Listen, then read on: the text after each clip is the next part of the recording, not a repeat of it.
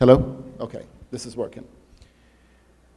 If you look at the title and you notice the shift from just English language proficiency to English language literacy, the difference between just proficiency and literacy is something I'm going to try to get across in the next few minutes, 30 minutes. Now, if I really want to do this, I think I need about 5 days, 5 full days, because language is complex. It is not just a matter of memorizing a few phrases. It's how the brain works in language. And for those people who ask whether a second language will interfere with the learning of the first language, in acquisition, probably yes. But in literacy, the brain will actually create 2 different paths for the language. All right, I'm ready? PowerPoint? Here's the context of the problem. If we have 1,000 teachers and the teachers are teaching the same grade level, how can we ensure that all the students will reach the same learning, the same level, the same skills? But we need to take into account that no 2 students will ever be the same, because children and students and human beings are unique. So it's impossible to say, this is how you should teach the students, because every human being is different. But what is even compounding the problem is that no 2 teachers are the same. Each teacher is unique with different experiences, different background, different levels. So how can we get there? No training is going to make a robot. We are human beings. We learn differently, different levels, different speeds and paces. So let's still look at the problem now from the student side. Let's take student A or B, and the student is sitting in the classroom for a whole week, 5 days a week. The bell rings on day 1. Oops. The bell rings on day 1. The student is in the classroom, math period. 40, 45 minutes, 50 minutes, pounding math. Then the bell rings again, and the next period is English. So in the English period, we want the student to concentrate on us, but for the past 45 minutes, somebody was focusing on math. Then the bell will ring again, and then there's an Arabic period, and the student still needs to shift. So we're asking students to shift their thinking every 45, 50 minutes, an hour, 5 times a day. And I found that in some schools they have 8 periods a day, so the student is doing that 8 times a day, 5 days a week, homework in the afternoon, and we expect them to build knowledge and build concept where we interrupt every 45 minutes. Now, we are unable to make a change, because once there is a model, it's very difficult to break the model and say, from now on, we're going to do this. It takes time. How can we move in a faster way?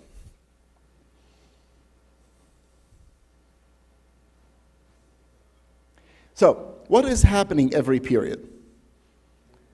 Information, information, information. Information is really not knowledge. It's information. What is the difference between information and knowledge? Come on, clicker. Click. Battery? Okay. Knowledge is the ability to act on information and convert it to something meaningful and useful. Would you say this is a good definition? Huh? If I take information, microphone, okay, so what? It's information. But how do I convert it to knowledge to make it meaningful is when it becomes knowledge. So how does that apply? Sorry. Okay. So let's look at information. How do we receive information? I'm sorry. information comes into us via hearing it, seeing it, and more recently in human history, let's say, 10,000 years, we started to write and read. So the information usually comes, that was too fast. You gave away the surprise, okay. So information comes in by us human beings seeing the information, hearing the information, and more recently, reading the information. But the information has to be processed in our brains. The brain is always acting upon information. For example, when you see information or hear information, you might compare it. You might contrast it. You might find a pattern. Let's look at pattern. Red, blue, green. Red, blue. Why did you do that? That's not information. That's your brain acting on information, and it becomes knowledge. So as your brain processes information, it converts it to knowledge. Now, one click, please. Okay. As we start to grow or become more sophisticated, our processing ability starts to move up. For example, we can now find the effect of a cause, which is higher level thinking, or refer something to something, which is higher level, and we can even move higher by prediction. And when you reach what is called critical thinking, everybody likes to use the word critical thinking. What is critical thinking? Critical thinking is the ability of our human minds to process information by reasoning, by finding flaws. So this is higher level. And today, as we move along in the next few minutes, I will attempt to give some examples of how we can do this in English language at very low levels and move it up. Now, the human body can physically do only a few things. We can talk. That is one of the first things we learn to do. So when our brain takes information and processes it, how do we let other people know? We talk. Or we can demonstrate. Move something. If I want to drink, or if I want you to go there. So that's the second thing. The third thing is that we provide an image. In prehistory, and even in Saudi Arabia, there are places where early humans made sketches and drawings on the rock to convey what they're thinking. And finally, the last one, which is only recent history, is the ability to convert our thoughts to code called writing. But there is no writing without the brain working. There is no talking without the brain working. There is talking, but sometimes it doesn't make sense. Now, a human being starts to learn when the response causes a change in an object or another human being. Let's look at this very carefully. What is the paradigm shift that we're talking about? The first idea is tell the kids what they need to know or information. Teach. But the actual learning happens when what I do as a learner causes a change or a movement or something different in a listener or in an object. So let's take, for example, if you're learning how to use a new instrument. You keep pressing it, touching it, like a new program or a new car. But once you take an action and it results in something changing or happening in a human being or an object, the brain converts it to learning or knowledge. And trying to say this, to help our children learn, what should we do as learning designers?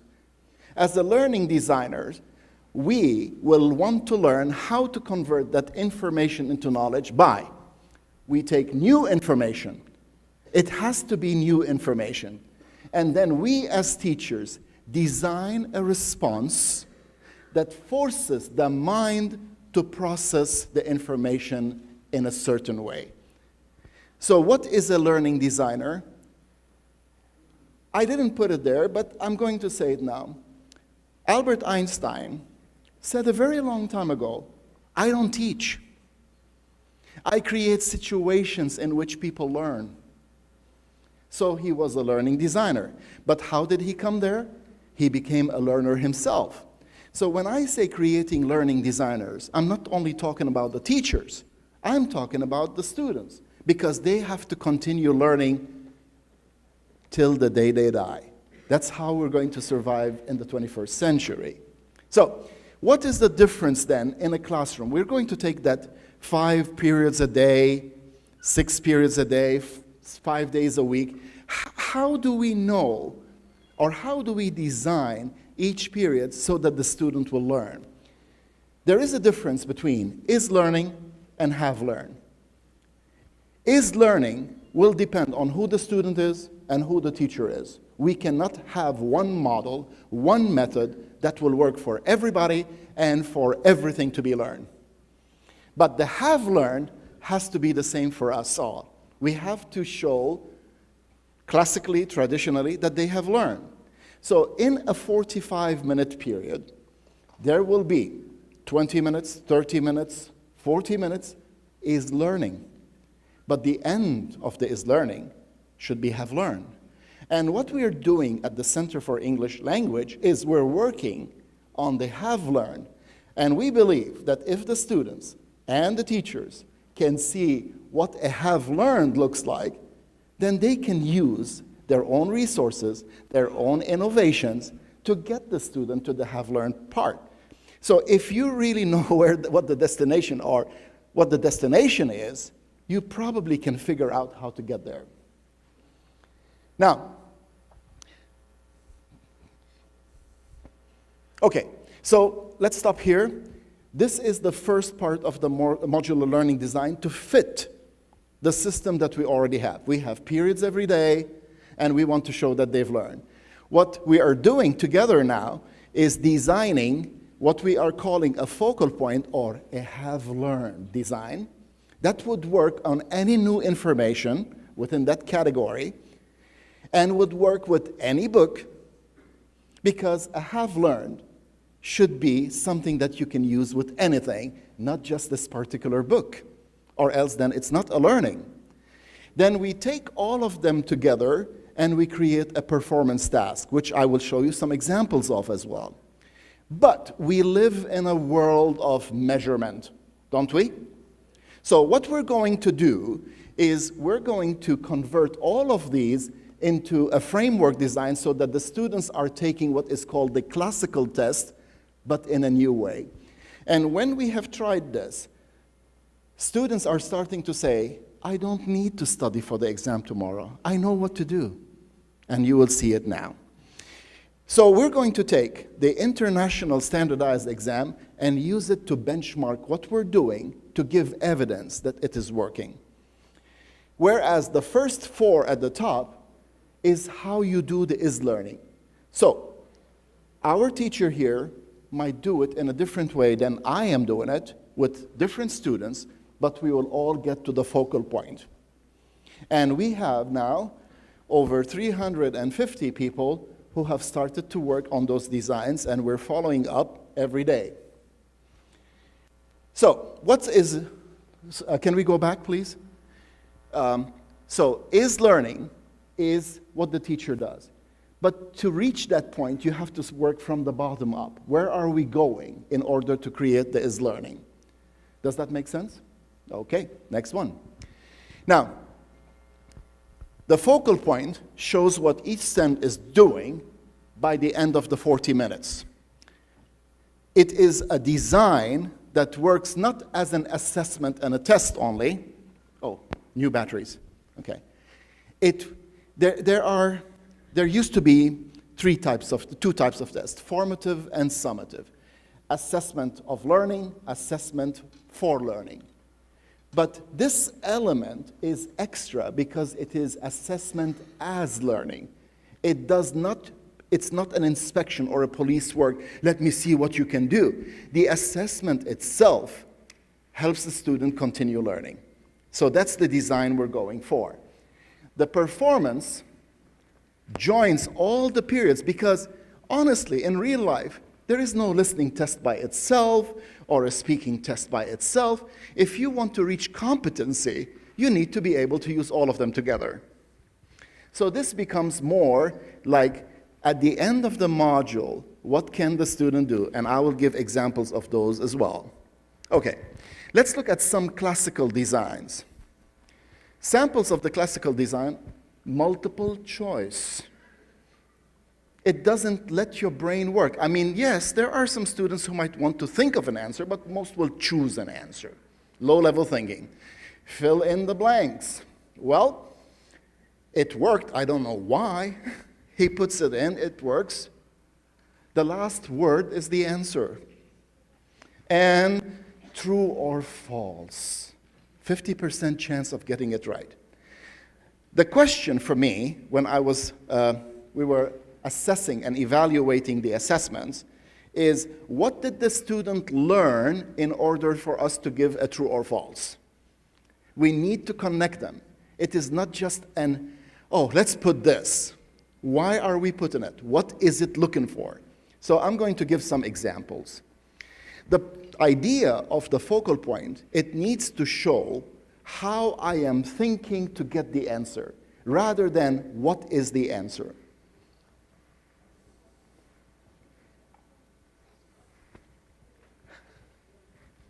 It ain't working. Okay. So let's do this together. In the traditional question and answer, you might say something like, the brang thrang up the hill. Can you remember that? The brang thrang up the hill. Okay. Who thrang up the hill? The brang. What did the brang do? Thrang up the hill. Okay. But I still don't understand. I'm doing mechanical answer, and this is usually what is happening in a lot of the comprehension. We want to convert information into knowledge. So here's the question. We have the following words: who, what, when, where, how, action for each underlined part. We, what comes to your mind? Who? I wish this would work. Let me try from here. Okay. Who will build? Action. A new birdhouse. We'll build what? See how the brain works? We'll build what? A new birdhouse. How? So whenever you're listening and reading in any language, not just English, your brain is converting the details into thoughts. And these words exist in every language: who, when, where, etc. Let's look at the second one. Taylor and her friends. Who? Watched. Action. The basket. What? Okay. So all English language sentences are built up of those details, not of those words. There's a difference between just the word and the detail. The detail is converted into thought that is meaningful. The basket was empty in a few days. Many teachers, when they look at the word empty, they say how? But it's not true. The basket was what? Click. All right. So this is an example of the brain converting information into knowledge. And it does that in every language. The only difference is that the order is different and the code is different. But all the languages have the following details: who, what, action, how, where, when. Click, please. Okay. Now, the next level is not detail. If you remember, the grammar book said a sentence is a group of words that expresses a complete thought. Well, okay, what is a complete thought? Here's a complete thought. You look at the sentence, you don't see the words, you don't see the details, you see the thought expressed. So, for example, we're going to have some examples. Let's go to number 7. This ice cream is delicious. Your brain says, opinion. If we say, careful, you're going to fall, we're saying prediction. Now, I'm going to give you a little trick for the TOEFL and the IELTS. Every question that you read in the TOEFL and IELTS is based on thought or detail. If it's only based on detail, it's low level. If it's based on thought, it's higher level. So read the question. For example, what made Thomas trip? What's the thought? What made Thomas trip? Cause.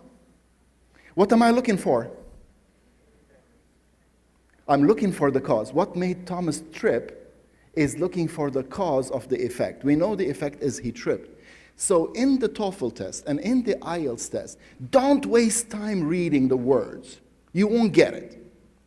Read the question and say, it's looking for an opinion. It's easier now for your brain to scan the text and to look for an opinion. I'm looking for a cause of Thomas tripping. My eyes scan and I find the cause. So what should we be learning in the classroom? How to find the cause, how to find the opinion. How do the words come together to create that thought? Next one, please. Now, to show how we do new models that show how you're thinking, instead of filling in the blank with the correct word, let me see if you can conceptualize the word first. Because when I ask, okay, I learned a word, what can I do with it? Make a sentence. Well, I just learned the word. How can I make a sentence? I need a concept of the word. So here are some examples.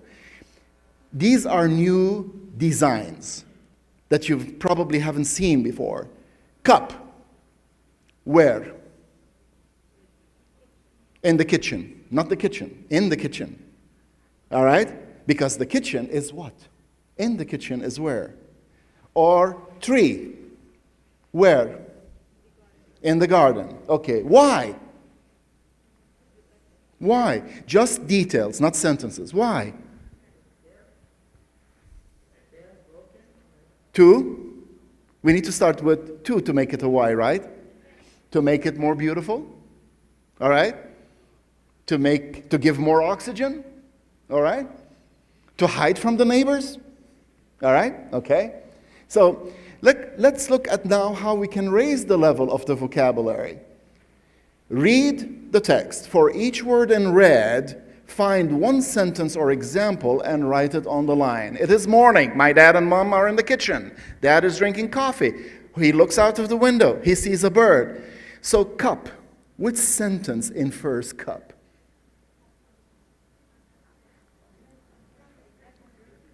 Sentence. So what's the level of the processing here? Inference.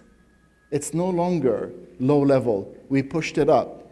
So we have had fill in the blanks from grade 1 to grade 12.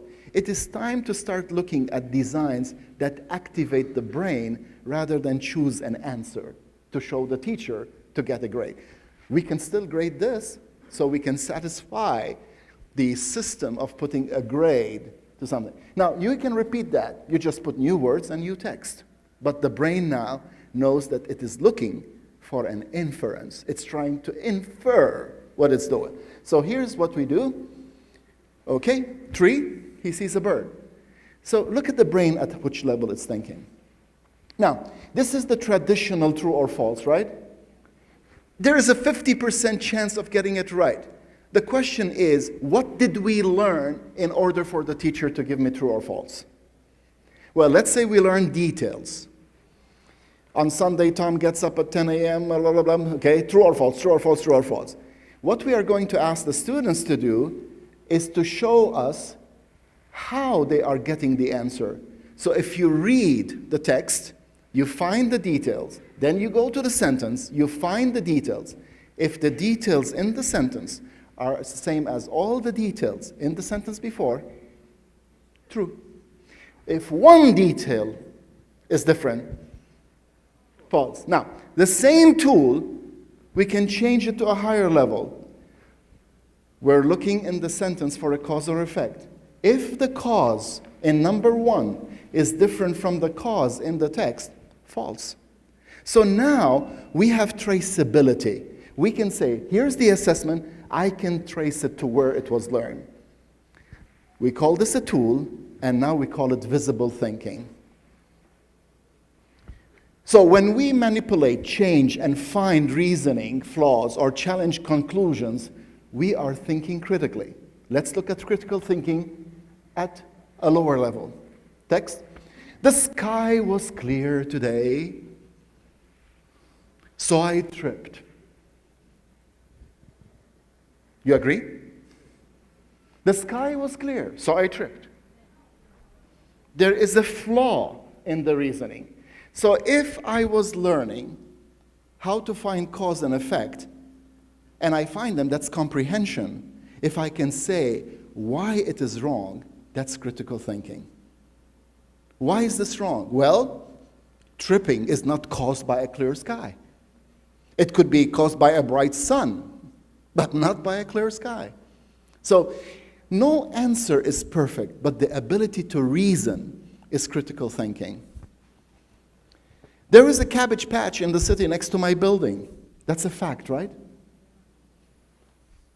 We can call this a farming city, generalization. Yesterday, one of the young men was speaking about rumors. Rumors is something that you see a small fact and you generalize from it. But it's not true. So we can say here that this generalization based on this one single fact is wrong. There isn't enough information. So yes, we can reach critical thinking, but critical thinking design should not be, here's the question, A, B, C, D, choose an answer. It should show how the process is working. Any exam, oh boy, okay, some people are gonna find this a little strange. Any exam that you need to study for is the wrong exam. Because if you study for it, it means that you did not learn. It means that you're trying to remember information. So you cannot study for an IELTS, you cannot study for a TOEFL, and you cannot study for a modular learning design system. You need to learn it, and once you can do it, I'm going to give you something new and see if you can do it. Not repeat the same text.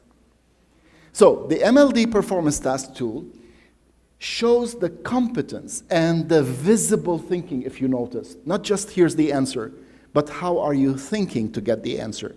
It has three more layers, but we don't have time. It's short, as I told you, and I need to stop in a few minutes. So let's look at some of the examples of performance ability after some periods of learning for lower level. Look at the picture. Say at least 5 2 to 4 word details for each of the 2 questions that the teacher will show you. So the teacher shows the student what, where. And you need to look at the picture and generate pots and pans on a stove, restaurant kitchen in a hotel, fresh vegetables in a kitchen. All those words come from the book. The pictures are from the same topic. But if I want to try it again, I will get a new picture if you can still generate details.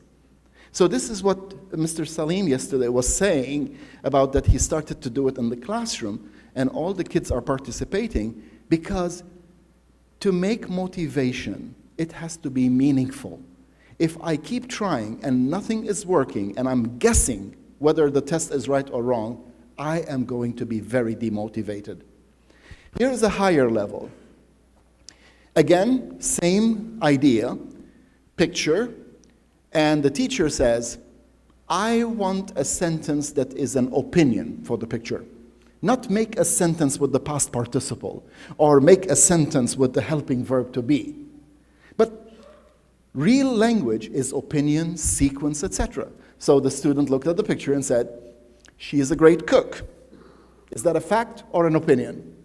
Opinion. How about, she had already read the recipe before, on her laptop. That's a sequence. That's why we're learning the past perfect. We're not learning the past perfect to fill in the blanks. We're learning it to make sequences. Now, on the higher level, and this is the highest, We're going to give a diagram or a chart, depending on the level of the students, of course, and we're saying, look at the picture, make and give a report that is between 6 and 8 sentences. Those are criteria that we can change later. Look at the chart, and she starts. Boys and girls start to grow taller quickly at different ages. Is this pre-prepared or on the spot? No pre-prepared. Then it's not a competency challenge. So this is what we're going to give you in the next few weeks, months, until next year. This will be the competency challenge. You don't have time. You're going to look at the picture, you're going to turn around, and you're going to talk. But we're going to give you these designs before, and we hope that you will be part of the design making. No one person has everything. No 5 people have everything. The teacher in the classroom sometimes gets an idea that we can spend months and not get, but they can get it in one instant. So, to end, we're looking at designing learning with the precision of an engineer, but with the creativity of an artist. And that concludes my talk for today. Thank you very much.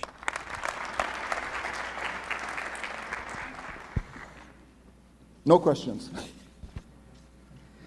All right, our next. Yes. Hi. So when you're talking about this high level of teaching the students, like when you use the critical thinking method, do we put in the consideration the language level of our students? Yes, for sure. We will make designs for grade 4 for people who only know 10 words, but critical thinking. That's the question that I would like to say. I walked on very dangerous ground today in 30 minutes. What I really need is 5 days of 6 hours each to show you all the models. Let me repeat.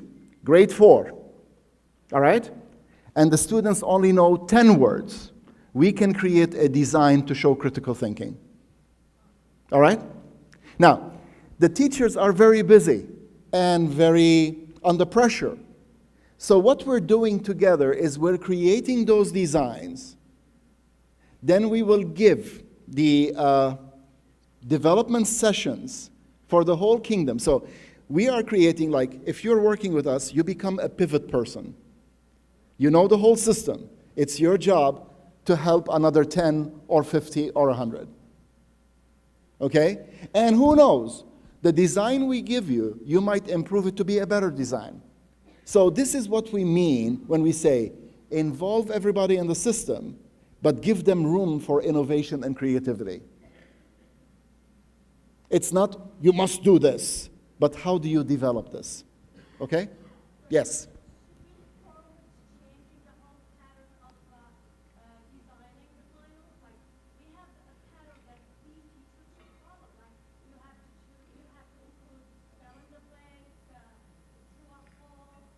But you just saw, I kept true or false, didn't I? Good, I kept it. But we add one extra layer to it, right? We keep the fill in the blank. But we cannot bring something new and tell 35,000 teachers, change tomorrow. We're starting with what we've got, and then we move it up, right? So no, we're not going to meddle with the classroom period, with the assessment, but we're going to add the next layer to say, how can we make this so that it shows me how the student is thinking to get the answer? Okay? Thanks. Thank you very much. All right, ladies and gentlemen, we would like to welcome our student guests who will speak about their experiences of learning English through alternative methods. Now, why are we saying this? If you remember in my short presentation, I said when you learn, you're usually acting upon something external that will change because of what you've done, and learning happens. But I'm not going to tell you. Let the students tell you how they learned, not through the classical classroom method. So, representing the ladies, we have Ms. Amal Al-Odan, and the students, Ms. Rana Al-Haider, Ms. Maha Al-Mari. Would you please step up here, please?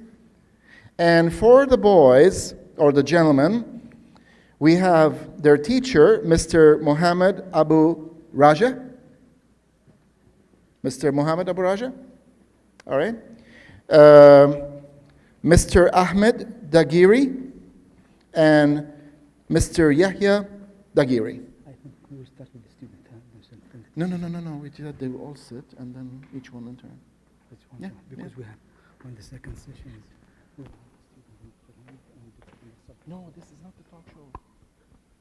This is the alternative method. All right? Okay. Mr. Who's supposed to start this? Okay. Good morning. My name is Mahal Maari. I'm from 31st Secondary School. I'm in third year scientific section. Good morning, I'm Rana Al-Haidri from 34th Secondary School, third year scientific section.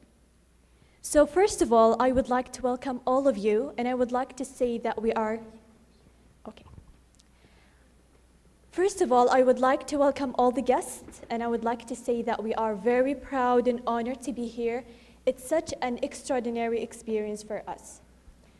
So we are all here today to share our experiences in our journey in learning English language. For my experience, I started to know about the English language when I was a little girl through watching kids' TV shows and kids' movies. But most of them had Arabic subtitles, and I only got to learn a few words. But I was so in love with the language and so in love with the idea that there are people in other places that get to communicate with each other in a different language. And I told myself, I want to learn this language one day. And when I got a little bit older, I switched it from watching kids' TV shows and kids' movies to YouTube.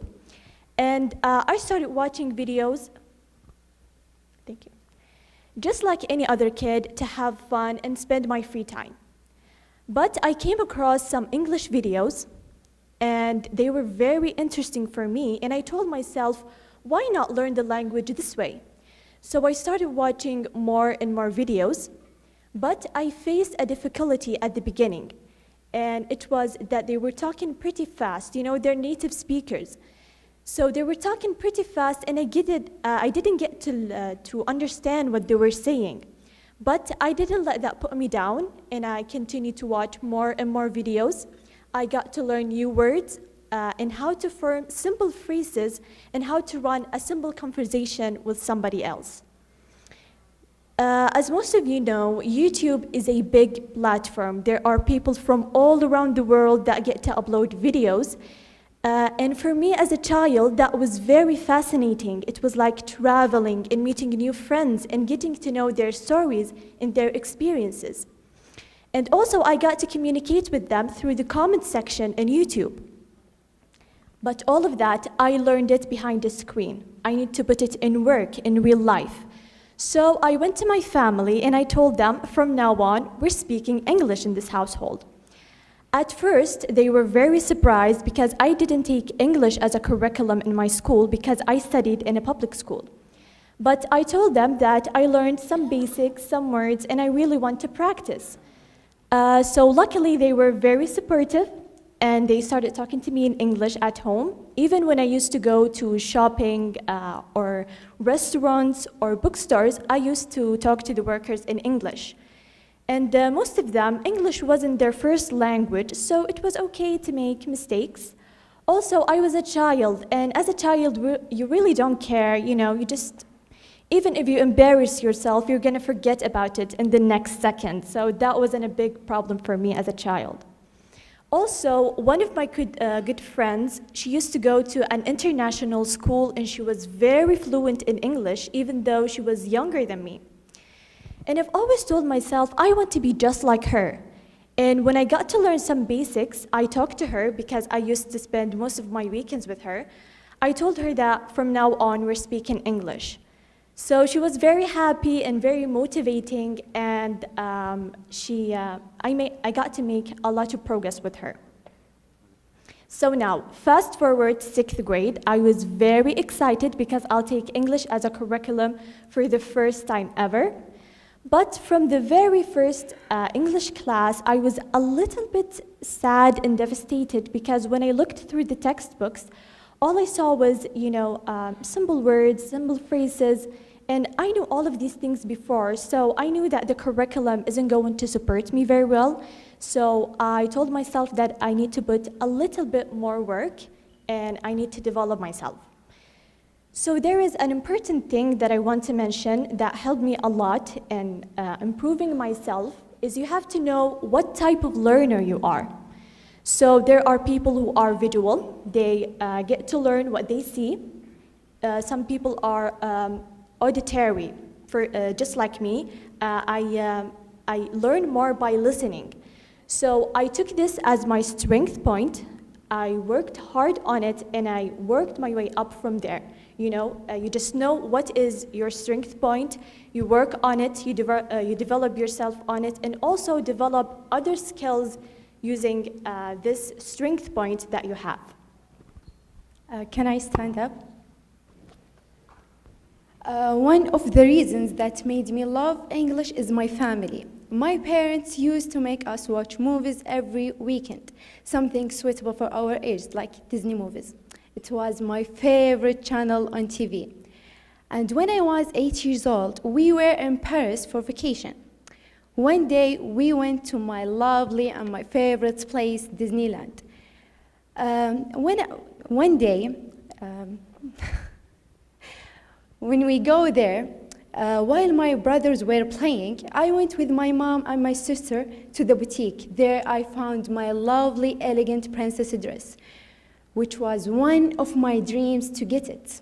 I wore it and I started dancing and singing like Cinderella and moving round and round.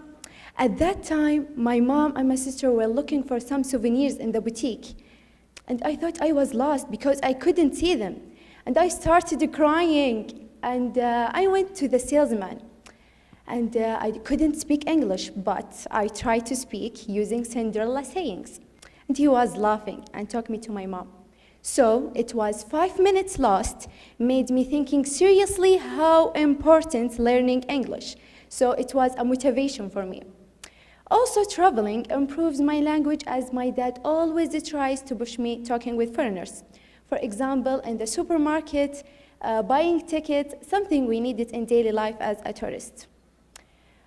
These things when I was young, but now I listen to the songs and watch movies a lot, and I will not forget the support from my family and my teachers.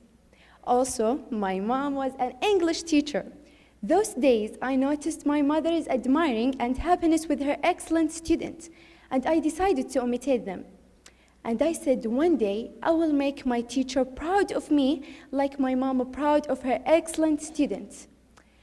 But my mom is not the main reason. And we were very lucky to have a supportive teacher, Teacher Amal Al-Udan, and she encouraged us to participate in an English poster competition. It was about developing education in Saudi Arabia for our 2030 vision. So through this experience, we got to discuss our thoughts and our ideas with our teacher in English. And also on the day of the competition, we got to speak with other students, other teachers and supervisors in English. So this helped a lot in breaking the fear. When you learn a new language, the first thing that scares you is, am I gonna make a mistake? People are gonna laugh at me. I'm very nervous. So when you do that, you practice what you learned, and you stand in front of people. This will help you a lot. Even if you make mistakes, it's okay. I mean, if you make a mistake once, you're not gonna make it twice. Also, I had TEDx about effective people like Prince Mohammed bin Salman and Adwa Dakhil. Adwa, she is a Saudi entrepreneur and she works in the stock market. I shared their success stories because I was very inspired by it. And from that time, I'm thinking and wishing to be like them. So I improved my language by seeing more and more movies and listening to the songs and searching for more knowledge. And I'm so happy to be here today. And I'm so happy to be here today in this talk show, in this special place with the special people. If we compare between the public and the private school, we will find the private school have more textbooks, more practice, so we need in the public school improve ourselves by ourselves. Learning policy is not enough for nowadays. Before 15 years, the student and their parents don't aware the importance of learning English, but now they want to learn because they really need it. And because wherever you go, the first question is, do you speak English? And also, from our TEDx experience, when you search in your native language, let's say Arabic, you can do a scan reading, and you get to take the information that you want. But when you learn a new language, it will be a little bit harder for you to do the scan reading because there are few words that you don't understand what they actually mean. So when, let's say, you search more and prepare for a TEDx or a competition or whatever, you're going to learn a very important skill, which is knowing the meaning of the word by the context. So by this, you will not need to use dictionaries. You will save time and effort, and it will help you, inshallah, in your future studies and also in your future job. Thank you so much for listening.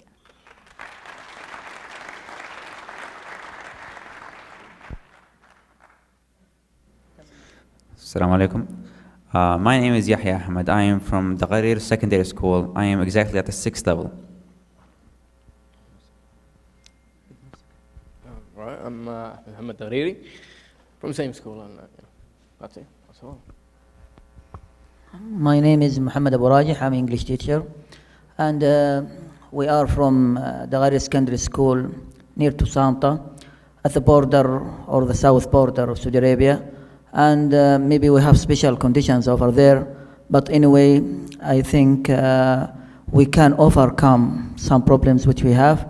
And really, I think that Yahya or either Ahmed and other students who are over there have that degree of proficiency or fluency in talking like that. They will talk about their experience in learning English. And right now, I'm hand over this mic to Mr. Yahya. Please talk about you.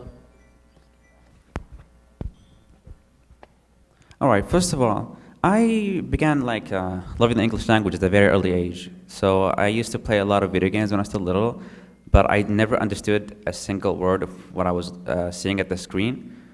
But I still was passionate about it. I would tell myself someday I'd love to learn these words or what these characters are saying.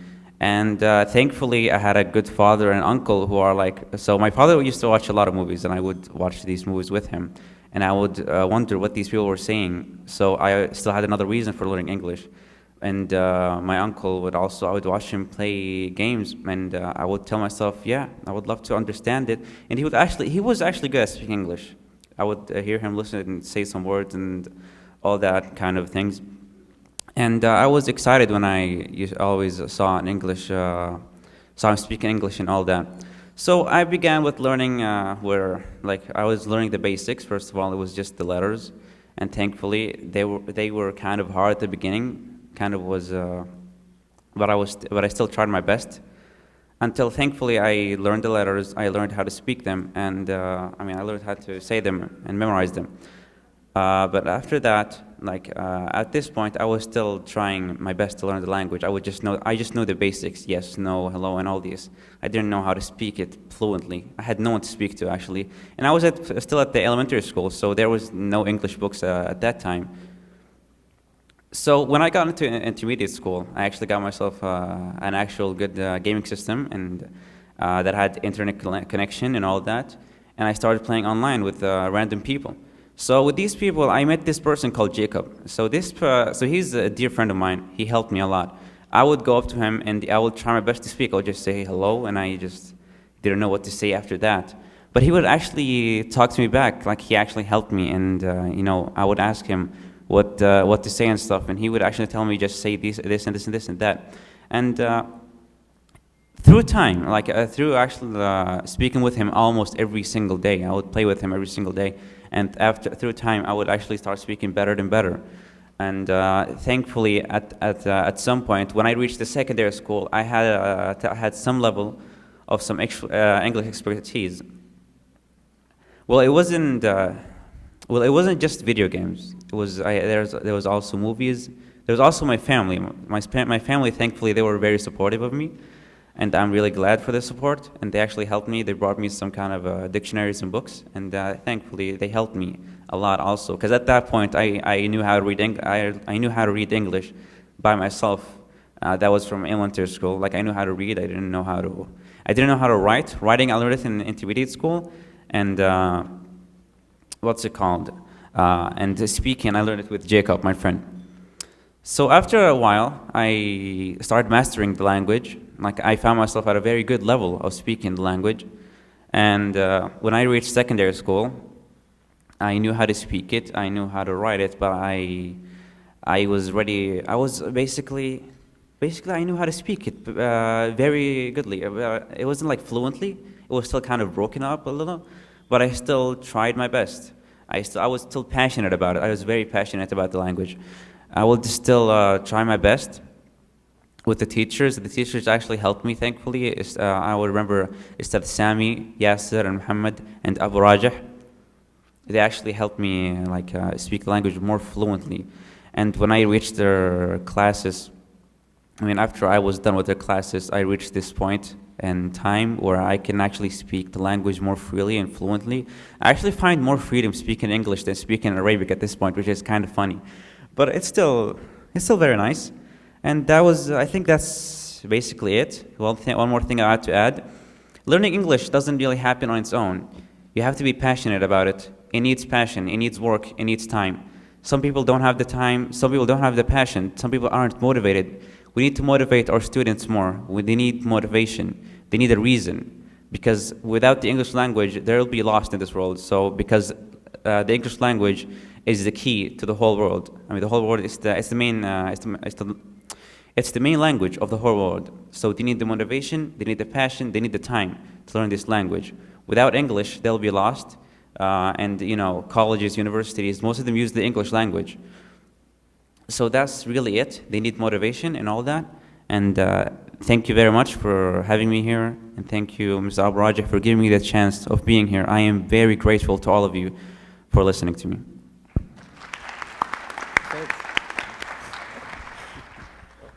Hello, everyone. Hope you all are having a very, very nice day. About my journey at learning English, I don't think it was any different than most of you. I learned by... All right, sorry. I learned by watching movies, by watching TV shows, which is not really different from most people here. There's people who had different ways, but that was my way, which is, I think, well known, and I had it affection over a lot of people. So I'm just going to cut straight away to the part, which I'll talk about the accent. And speaking of accents, people who have been on stage today and yesterday were absolutely great, and they had the great accents. But for me, and I think Yahya and anyone who has the same interests as us, like playing video games, for example. I play a lot of online video games. I go find random teammate and we start communicating. And sometimes it is a limited conversation. Sometimes it goes a bit deep. Until that point, ask you where you're from, and you're going to get that question, how did you get the accent? I think, a lot of us does get that question, so, well, here we are. I think getting an accent wasn't really difficult, but it took a bit of time. But it wasn't a long time, it wasn't a short time. It's easy. Let's put it that way. It's very simple, so I would just go ahead, watch TV show, watch, for example, Sherlock, let's say. Out there words I already do know, can't tell the difference between a British accent and American accent. And word the good thing about TV shows is the script is going to certain context. So some words are going to be repeated, and they're going to make it easier to memorize. So memorizing words, that's first thing. And then using it in video games. I think that's whole. I don't know. I don't know if I have much to add really, but I mean it's you know, it does depend on two skills: listening and speaking. Practice is very useful. I remember I bought my VC like 7 months ago, and I wasn't this good, and I'm not at the perfect point. I still have a long way to go. So with practice, I will get there. It was very short speech, but thank you very much for listening.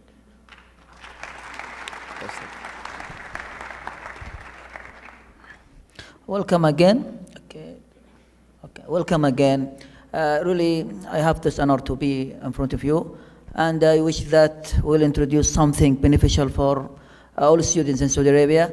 I think just a teacher right here, and I will talk about my experience, how I deal with my students to let them motivated and also let them have the passion to learn English, either inside school or outside school.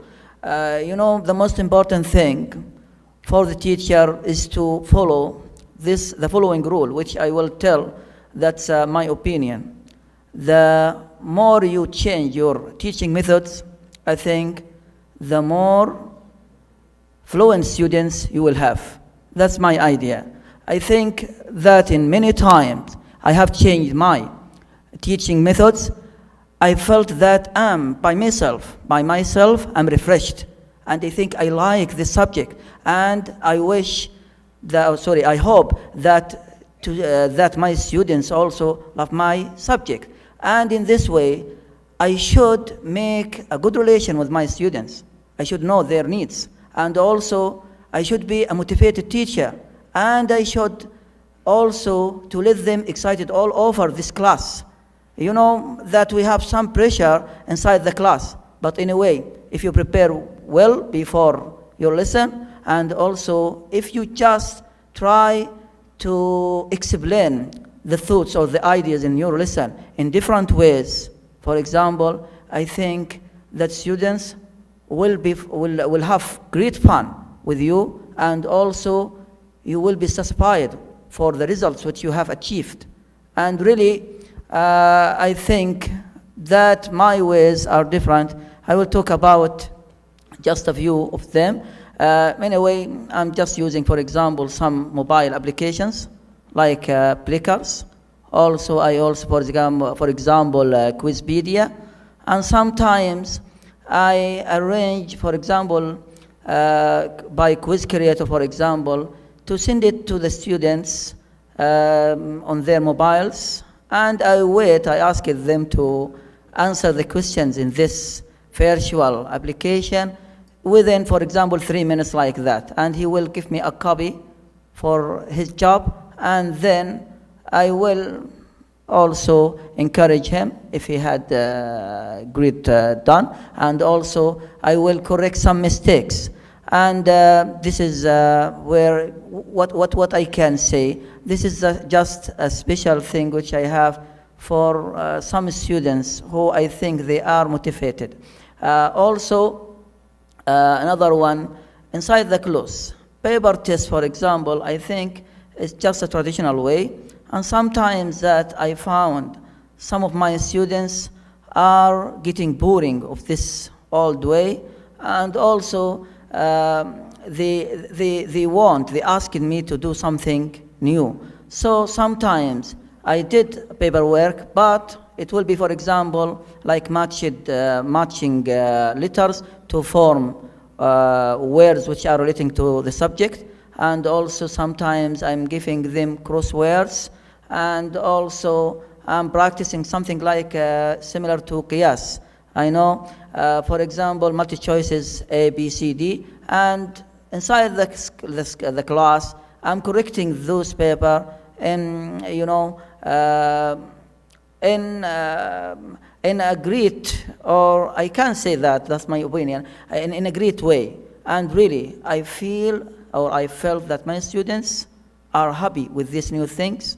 And also, I'm directing, for example, AHMED and Yahya to, for example, AHMED, he has just a little bit about cooking, And I sent for him many YouTube websites to let him also increase his knowledge about cooking. And really, he also is interested in series or watching movies, and he has some degrees like that. I'm just following him for a while, and he told me that he started with Arabic subtitles. After that, he transferred to English one, and the last one, he is watching that TV or that movies without subtitles.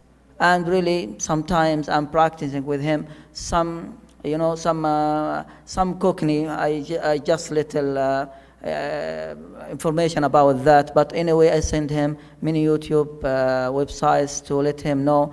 As well for Yahya, he's well done in American accent, and I'm just try to let him practice that. I'm very proud that I have like those students, and I'm also at last I'm very thankful to my Lord Allah subhanahu wa ta'ala, and also for the people who give me this chance to come here, and especially for all those who are responsible for this program, and especially for my friend Mr. Abdullah Al-Badri. I'm thanking him for this great chance, and really I'm express about my feelings of gratitude, and also maybe I take too much time at that. I will thank you again for listening to me, and excuse me maybe some hesitation in my speech. Anyway, this I think a normal process and like that. So thank you again and goodbye. Aren't they wonderful? Our countries have a great future, and you can see them in front of you. And now we have our star moderator and our star questioner who will come up here. Please give a hand to Mr. Brandon Mitchell, who will be asking them questions and asking some of the audience questions to see how did they learn. So the motivation came from within. You cannot motivate a person, you can create situations. Mr. Brandon, thank you very much for doing this. Thank you. Thank you very much, Mr. Eli. Good morning again, everybody. I hope you had a wonderful afternoon yesterday and this morning. As Mr. Muhammad said, as he was summing up when he was speaking, he's very proud of his students, and I can see why. We've got 4 wonderful students up here, and I'm sure many of you have some wonderful students in your classes. But we want to learn some more from these great students, to see and learn from them, so you can see perhaps how you can further motivate your students. Now, if we look at the question of motivation, we're interested to know how you think that more Saudi students can get motivation like you have. We've seen through YouTube, through various interests, through video games. What do you think can further motivate students? If we start with you, please, Ms. Rama. Okay.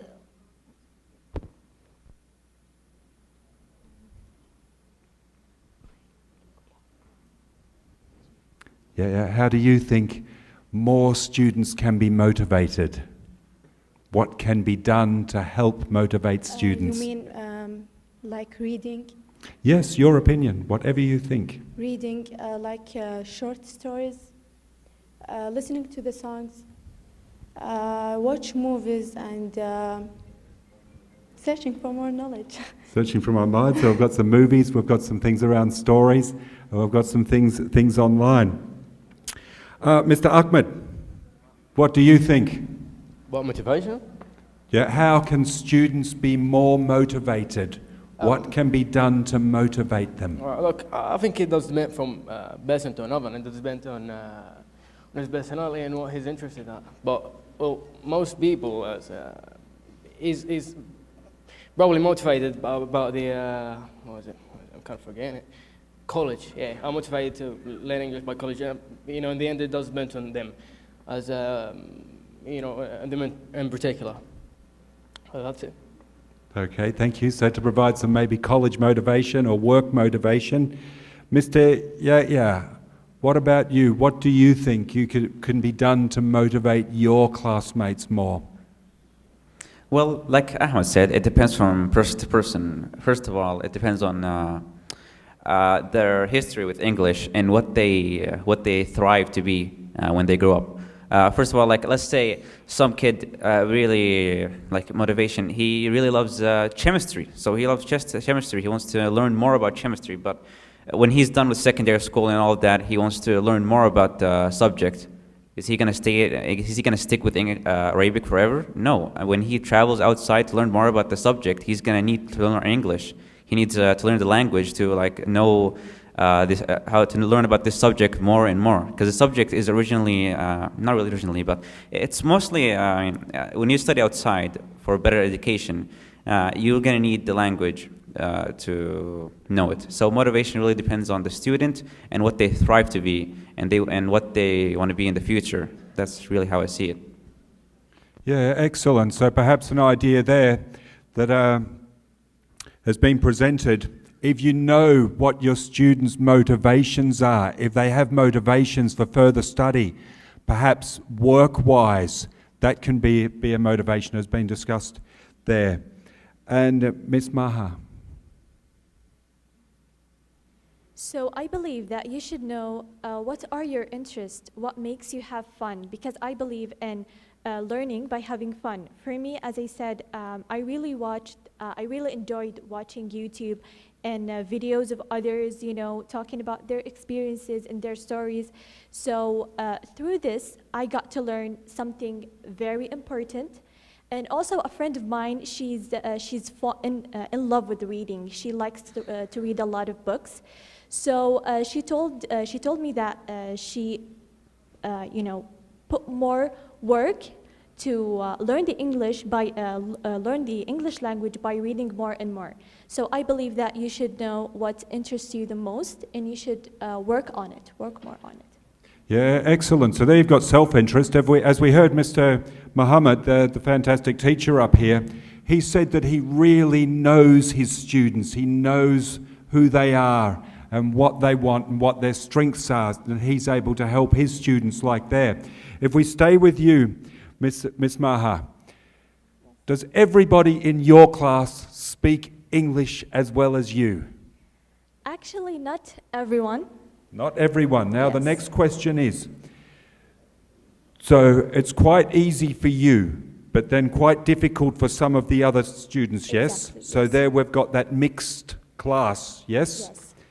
So you as a strong student, how do you help some of the weaker students in the class? So there is a technique I believe most of the teachers do is divide us into groups.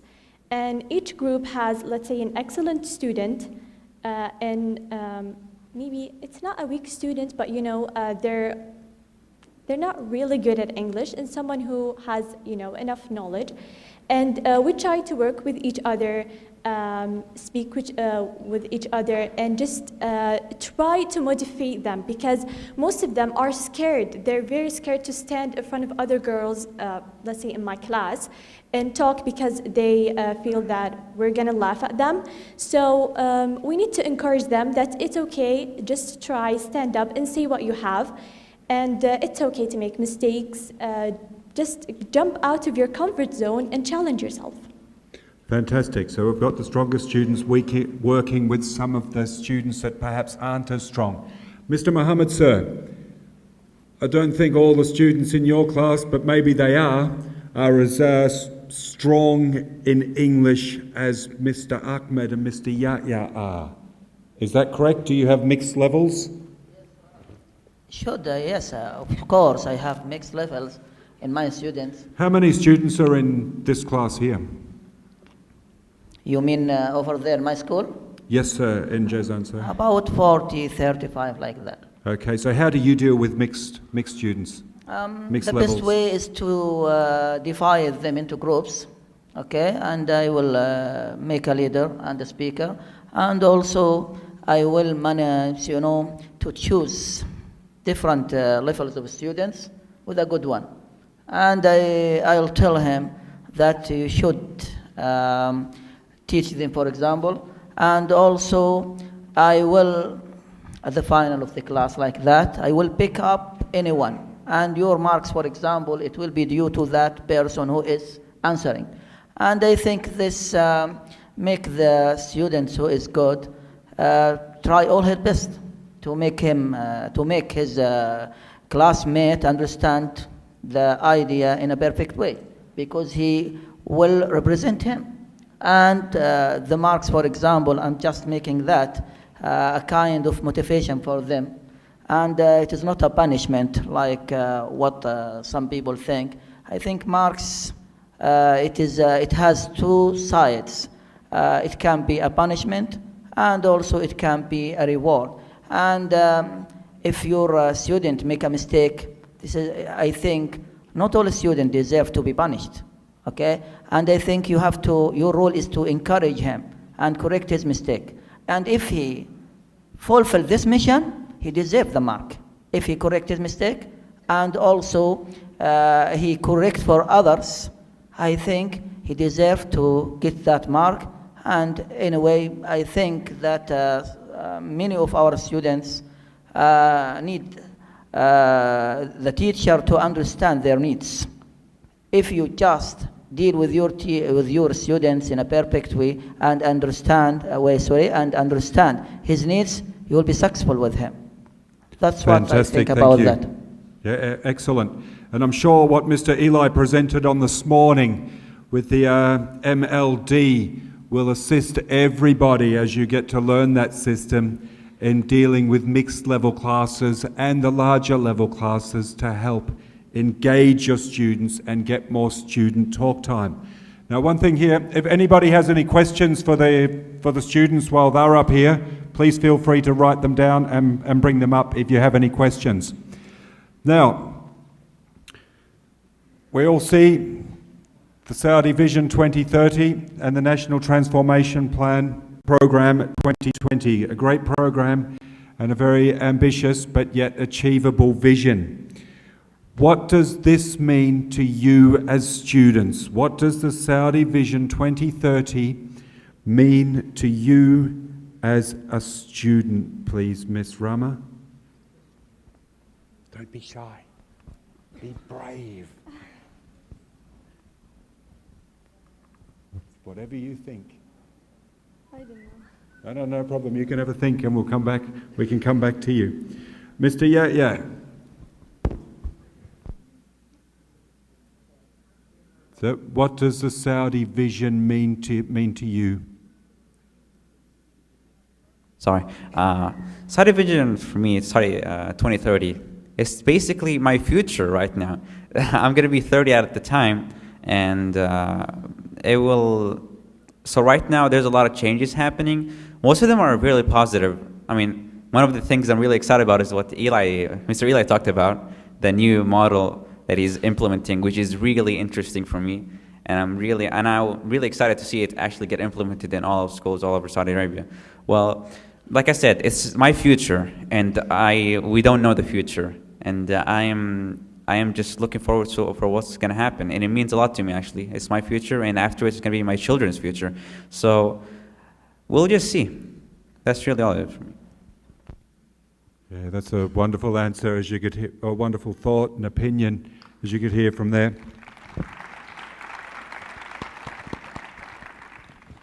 And you could hear Mr. Yahya said, well, 2030, that is his future, and you and us as educators are responsible to help shape the future of the generation that's now in school and are going to be in school. Now, Miss, I'm not going to, sorry, Miss Maha, would you like to add anything?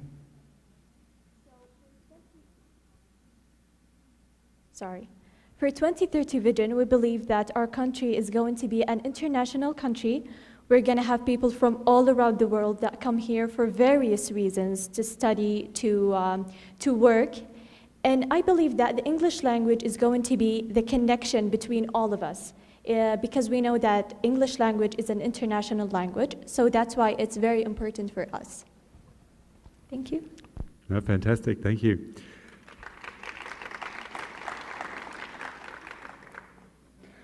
Mr. Mohammed, in your classes, do you talk about the 2030 vision at all with your students, or do they talk about it with you? To tell the truth, I think that most students didn't know, about too much information about 230. But anyway, the conclusion of 2030 is to having a very excellent students in English and in every subject, I think. It depends on the students, their passion, and also some of them are interested in that because they think that English is very important for them in the university and many other fields, and also for jobs. But I just have that to say right now.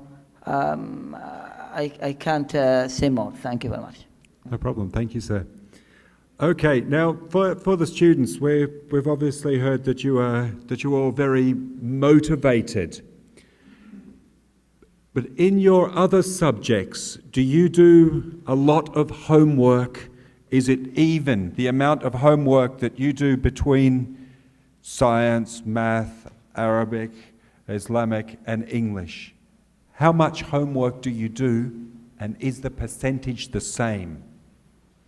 Okay, we'll start with you, Mr. Ahmed. So, what, is that me or Maha? Sorry? Right, Yeah, so how much homework do you do in all your subjects in comparison to English? It does depend from a class to another, In some classes we do much more, some classes we do much less. That's it. Yeah. No problem. There's no problem, that's all. Ms. Rama, approximately how much homework? We have a lot. You have a lot? Look at him. We have a lot, homeworks. 1 hour a night, 2 hours, 3 hours? Sorry? How many hours per day? Do homeworks, you mean? Yes, yeah. 1 hour, 2 hours. Fantastic. Okay, and Miss Maha?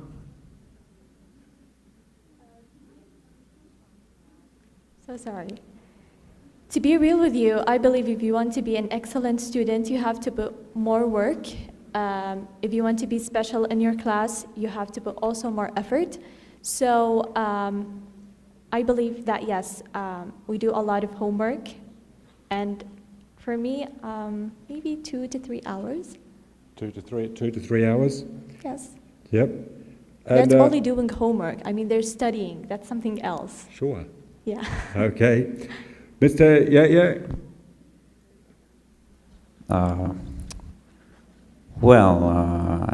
First of all, you can't just depend on English when you're doing homework. So basically, you have to live up to your name to be you want to be an excellent student at all the subjects. So when you study for other subjects, you have to give it as much time. Not really as much time. So with normal homeworks of other subjects like math, chemistry, mostly the science subjects, I will give it almost an hour, almost a day, almost right after I come back from school, so I can just be done with them and be free for the rest of the day. Most of the time, I get help from my friends. I'm not saying I am the greatest at these subjects. I just really like the help I get from my friends, because getting help is really good. That's really it, 1 hour or so. So I still try my best at these other subjects, and yeah, that's really it. What's your favorite subject in school? Well, my favorite subject obviously is English, but No, if after English, not English. Secondary, yeah, I'm going to say a secondary. It's got to be biology. I really love biology. Okay, and what do you plan on doing when you finish high school? What do you got to have? Right now, I don't really have a plan currently, but hopefully later I'll figure it out myself. Okay, excellent. Okay, Mr. Ahmed? Approximately how much homework do you do per night? Ahmed. What was the question? Approximately how much homework do you do each night? All right. Again, that depends on what subject it is. If it's something like chemistry, it'll probably take a long time because I'll have to research, have to Google it, and maybe sometimes I'll use some help from teammates, from classmates. A lot of times, actually. A lot of time. What are your future goals and what do you plan on doing? Oh, that's a difficult question, but I'd love to be a lawyer someday. You'd like to be a lawyer? I would love to be, yeah. Fantastic. I'm sure you will make a wonderful lawyer. Oh, thank you. Thank you very much. Okay. Now, we've got a question from the audience here. This teacher has said, I am really proud to have such kinds of students here in the great kingdom of Saudi Arabia. And the question is, and the hope is, how do you motivate your friends to be like you and mastering the English language? So how do you help motivate your friends? Okay. Mr. Yahya, do you want to go first? I can see you holding the microphone. Yeah, sure. I mean, I was just holding it. Excellent, thank you. So, what about my friend? Well, also, it also depends on like if they have. Okay, first of all, there's two kinds of your friends. If you have the same interest, like you see, I love video games. He loves video games as well. He would love to be as good as me at communicating with teammates and all that, or navigating the menus. So he will be like inspired. He will find me as an inspiration or in some way. So he will still want to learn the language as much as me. So he will have more motivation. Now he's motivated to be like me. That is if he has the same interest as me. If he doesn't have the same interest as me, it's really a tricky question because it depends on my friendship with this person. So maybe if this person wants a higher education, he wants to go to college, wants to study outside or some way like that, he will look up to me and he would actually ask for help from me. Because I have friends like that. I have friends like that who would ask me for help. I mean, they're not really interested in the language itself, but they want higher education. So he is motivated to learn the language, and he is actually trying his best, and I really love helping him. Yeah, excellent. Thank you. Now, Ms. Maha. We do projects in school. So let's say me and Rana, alhamdulillah, are good students. So what we do is we try to, like, we know our classmates, we know what they're good at and what they need to put more work into. So we try to motivate them and give them the chance to express themselves and do the thing that they're good at. We cannot pressure them or make them do something that is hard on them or that will make them nervous. So everyone should have or should do the thing that they're good at, and classmates should motivate each other, Excellent. Classmates motivating classmates. Now, Ms. Rama, how do you motivate your friends, or how can you help your friends? I agree with Ma. Excellent. I do too. Okay. Mr. Ahmed, do you have anything to add? Well, as they both said, it does depend on their interests. I follow a guy on Twitter, and he learned Spanish only because he wanted to translate news of his football club, Real Madrid. So it does depend on his interests, as well as they had said, looking up to your classmate. I remember when I was in, I think, middle school. I wasn't as good as they. I wasn't good at all. I was absolutely terrible. And he was great. So sure thing, mate. I'd look up to him, and he was a great help, So looking up to a classmate is a great help, and it does depend on his interest. Excellent. Thank you. Okay, hold on.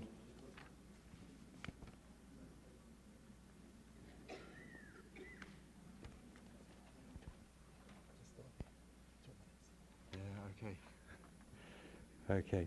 Sir Brandon? Yeah, yeah. I saw Eli. He wants to ask a question. Yes? No, sorry, I just had to look. Yeah, just 2 minutes. Okay, well, you've got that, Mr. Yeah. How does the students' environment affect their learning? Environment? What do you mean by environment? It's up to you. You can interpret that, whether it be home life or the classroom. We can look at the classroom. How does the actual classroom set up?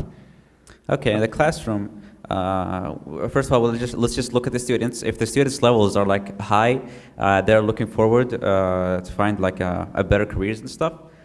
The environment will affect him a lot because these students want a better education.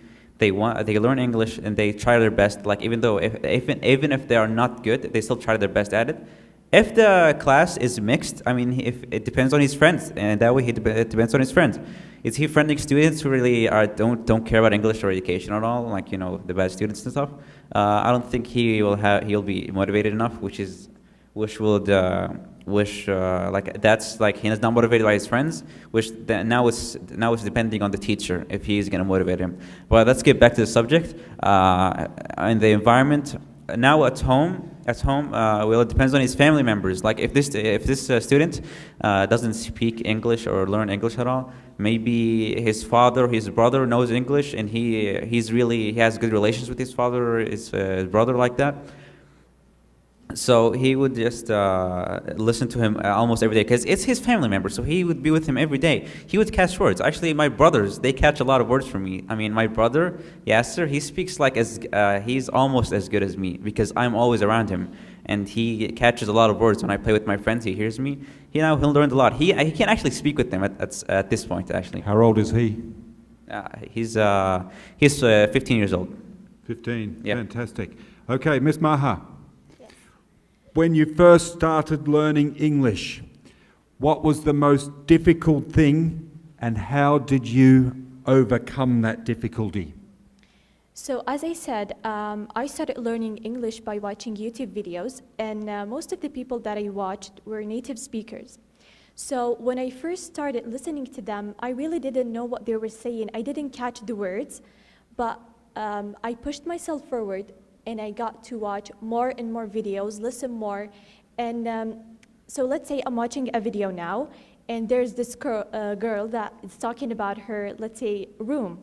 So maybe she will point at something. I will know the name of that something just by her pointing at it. So you just need to watch more if you're going to watch videos, or listen more. You just have to push yourself forward to do more and more. That's how I overcome. Fantastic. We like that. You have to push yourself more and more. Yes. And Mr. Mohammed, one final question, sir, that I've got from the audience here.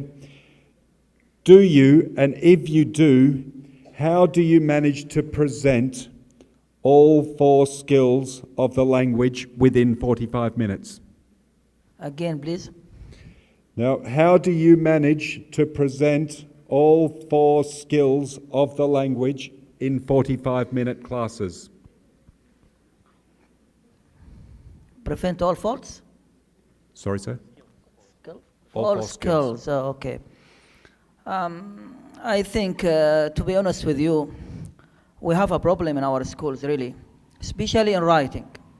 Because many students, they are using, for example, these devices.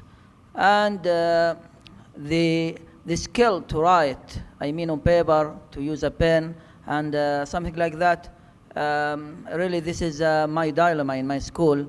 And to overcome or to treat like this weakness in my students, I just give them a small booklet in calligraphy to teach them how to draw the letter in a perfect way by steps, and for speaking or reading and so on, we are using technology in solving this problem, and the data show also some active books, and this will help great in this domain. And really, it is very rare to make some students read or something like that, because You know, for example, I'm doing also in conversation a role play, and I'm making my students to stand in front of their classmates, and without, sorry, it is, they can hold their books in there and they can read, but I ask them to be excited in delivering their speech, and 4 skills in a 45 minutes really is a very difficult task, to tell the truth. That's my opinion. But you should, what you can achieve, all you should achieve at least two skills like that. That's Fantastic. What I have. So we can be flexible. Okay, this morning at this part of the panel, we've heard from one very motivated teacher and 4 very motivated and talented students. We hope that you have been able to learn from these students some of the things that they do that maybe you can use to motivate your students, some of the ways that you can use as teachers, use your higher level students to benefit your other students, particularly in the mixed level classes and the bigger classes. We would like to thank these 4 extremely talented and motivated students, Ms. Rama and Ms. Maha from Riyadh, and Mr. Ahmed and Mr. Yahya from Jazan. We thank you for everything.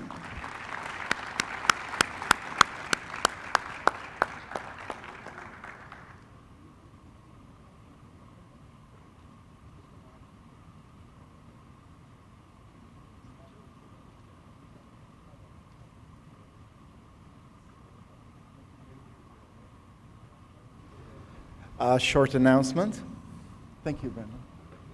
Thank you very much. Is that it, or do we do the next one? No, now we're doing the next one. So I'll just wait Yeah, here. but okay. Short announcement about venue change. The next feature is the talk show, where you get to interact with questions with the speakers here. But at 10:45, when we go for the coffee break, and then for the next set of workshops, we're going to have this change in venue. Our featured speaker, Dr. Hind, will present in Room B. And Room B workshop has been moved to the meeting room number 12 near the CEL office. So you go across the courtyard, and you turn left.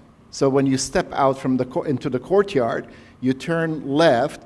Where the CEL office is, there is a meeting room before it, opposite it, number 12. There will be ushers and guides to help you get there, okay? So Room B will be in the meeting room in front of the CEL office, and Dr. Hind Utaibi will present in Room B because we have to vacate the auditorium. They've got some work to do.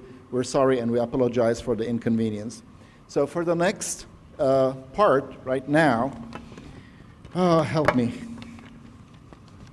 What happened to the papers? We have our talk show right now. How about, the topic is learning roles flipped into the future. So you are all welcome to come up with questions for the participants that we'll ask. Please welcome to our stage the moderator, Mr. Brandon Mitchell again. Mr. Brandon, I'll leave you to introduce the speakers for today and ask them to come up. Thank you very much, Mr. Eli. Here you are, sir. Thank you.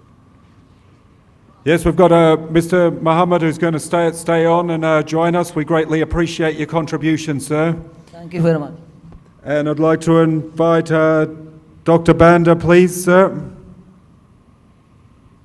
Do we clap you?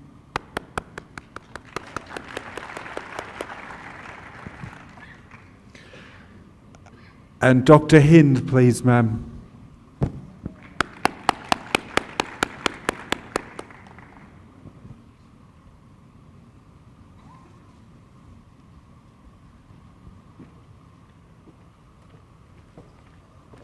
Mr. Mahmoud will have the mic for introduction. some of them, ask them to write the questions so I can see what they are. Okay. Because otherwise we get problem. Okay.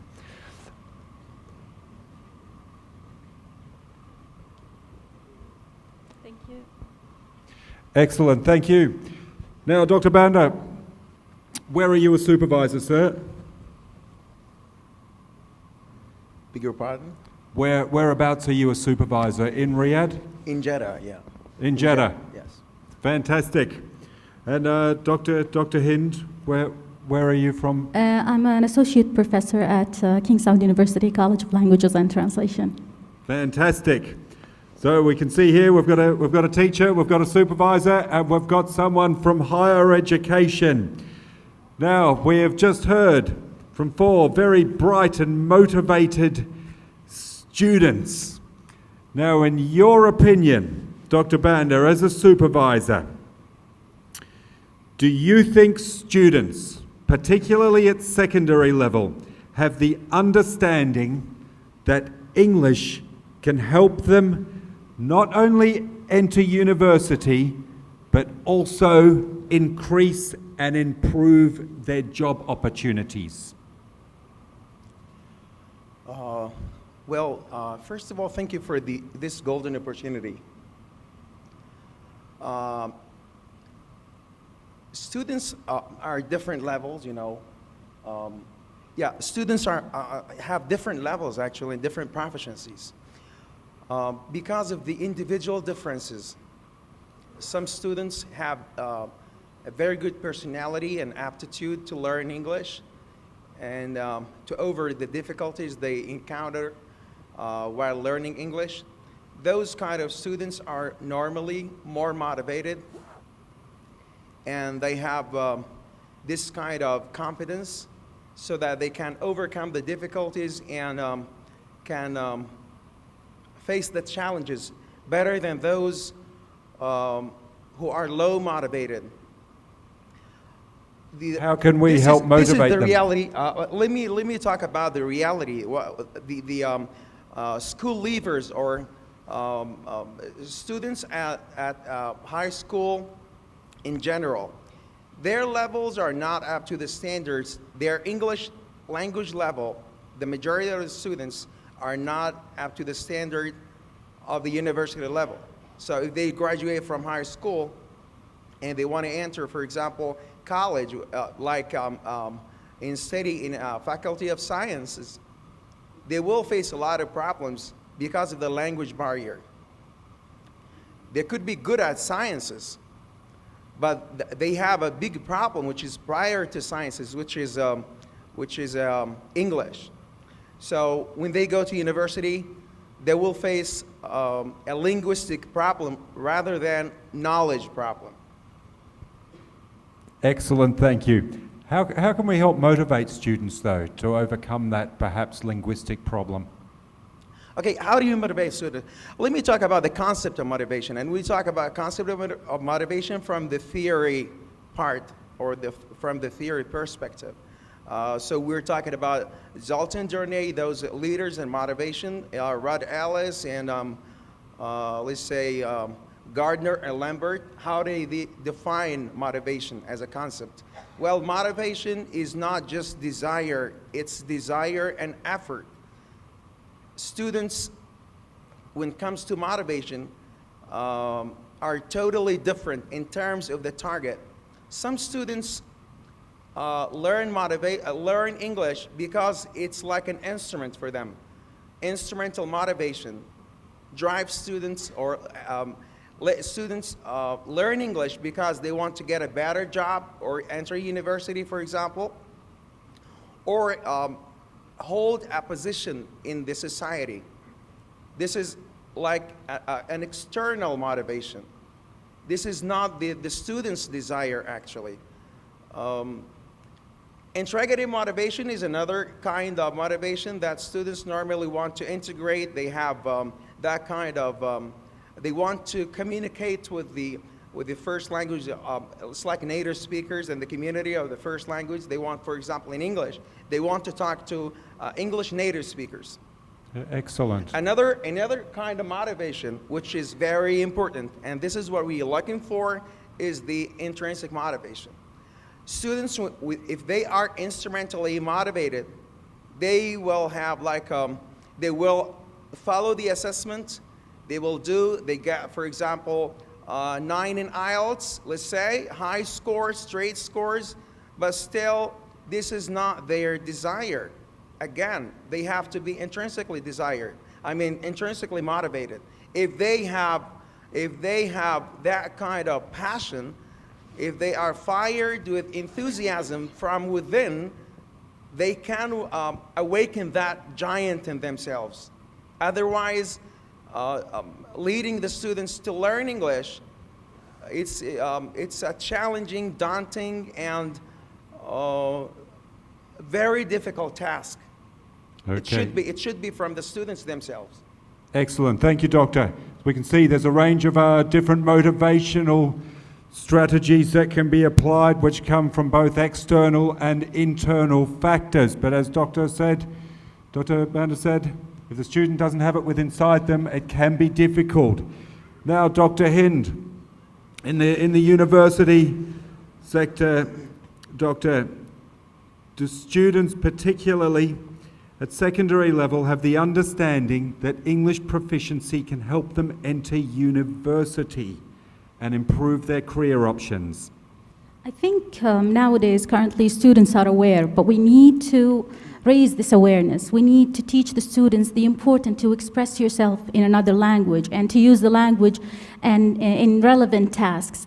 I think what we heard from the inspiring examples that our students showed us that to be able to learn the language is to be able to communicate with that language and to use it. It's not about exams and scores. It's about using the language to express your own ideas. And what we need as educators is to encourage this. Encourage the students to engage in relevant tasks, not exam-like tasks, not scores. It's not about scores. We need to engage them in something that they're really interested in, like watching movies, why not?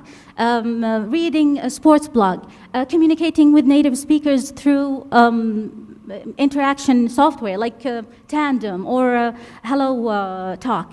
These kind of things will increase their ability to express themselves and to see how language is actually used in real life, not in classroom. We need to move the use of language beyond the classroom and beyond the textbook. This is what I think. What year do you teach at the university? First year, second year? I don't teach language, I teach computer applications and translation, so I teach translation students. Okay, what's the level of English like when they enter your class? Many of our colleagues suffer, actually. Most of the students who enter college, especially in our college, language and translation, they have low level of English. Despite the motivation, they entered English language department, but they still have low levels of proficiency. Thank Which is you, a Doctor. shame. Yeah, similar to what we talked about yesterday with the panel, how can the gap or the bridge be closed between what's coming out of high school and what the university expectations are? We need to research-driven approaches. We need to bridge the gap between educators and researchers. We need to see what does the research actually say about how our students are learning the language and how they are using it. What are the different strategies to improve their language acquisition? This is what we need. I think Mr. Muhammad provided us with some of his strategies and his high levels of motivation as an educator earlier on, and I'm sure many people can learn from what he has had to say. Now, just quickly, yesterday there was a teacher from Jeddah who spoke to myself and a couple of other people. She said not all students are focused and are going to go to university, but they are going to need English if they're going to enter the job market or perhaps vocational education and training. So we need to be very conscious of that as well, and I thank that teacher for making that comment yesterday. Now, Mr. Mohammed, sir, to you, are all your students highly motivated? Absolutely not. Now, what could be stopping their motivation, or what could be not making them that motivated to study, whether it be English or another subject? Okay, I'm talking about many various reasons. One of them, the overloaded subjects that we have. You are talking about an Arabic country and also religious one. So it is normal to have more classes in their school, and they have many periods about that. Each students give them a homework. Each teacher will give them a homework and maybe an extra job outside, like research, something like that. I think they are very overloaded.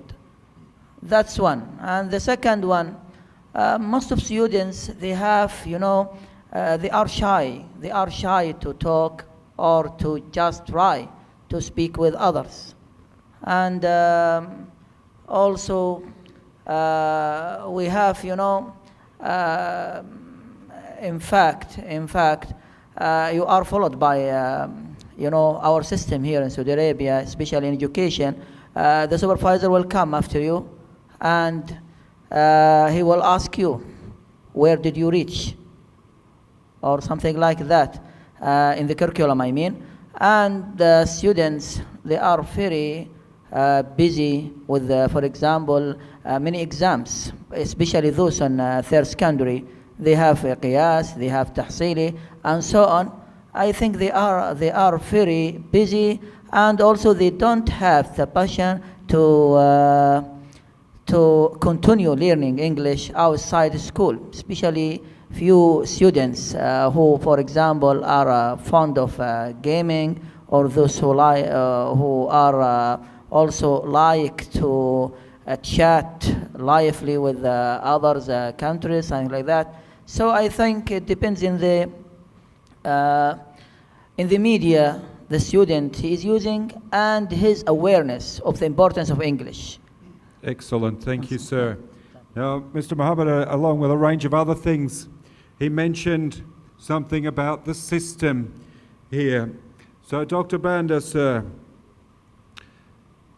does the system or the practices of teaching and learning of English need to change to make it more effective or perhaps attractive for students and motivating?